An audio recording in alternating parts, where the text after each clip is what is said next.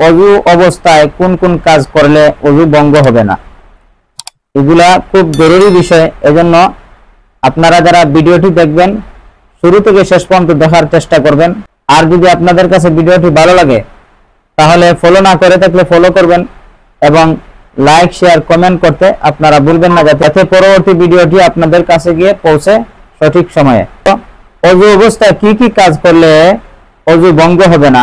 এক নাম্বার হচ্ছে, যদি কোনো মহিলা অজু অবস্থায় তার দুধের শিশুকে দুধ পান করান, তাহলে অজু অবস্থায় দুধ পান করালে তার অজু ভঙ্গ হবে না। যদি কেউ অজু করে লজ্জাস্থানের দিকে তাকায় তাহলে অজু ভঙ্গ হবে না। অনেক মানুষের ধারণা হচ্ছে অজু করে ফেললাম, এখন আবার লজ্জাস্থানের দিকে তাকাবো কেন?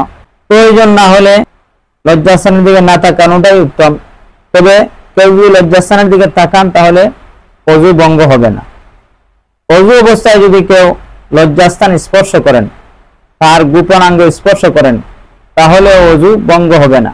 যদি কেউ অজু অবস্থায় তার স্ত্রীকে স্পর্শ করে এবং স্ত্রীও তার স্বামীকে স্পর্শ করে, তাহলে এ অবস্থায় অজু ভঙ্গ হবে না।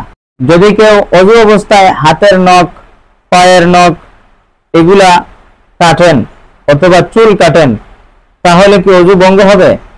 না, তাহলে অজু ভঙ্গ হবে না। তবে অজু করে নেওয়াটাই উত্তম।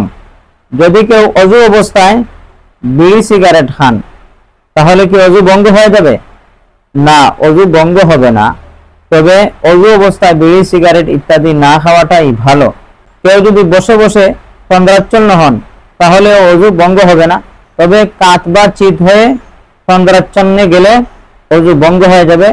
কাত বা চিত হয়ে ঘুমিয়ে গেলে অজু ভঙ্গ হয়ে যাবে। যদি কেউ নামাজের মধ্যে মুস্কি হাসি দেয়, তাহলে অজু ভঙ্গ হবে না। তবে খিলখিল করে হাসি দিলে বা অট্টু হাসি দিলে অজু ভঙ্গ হয়ে যাবে।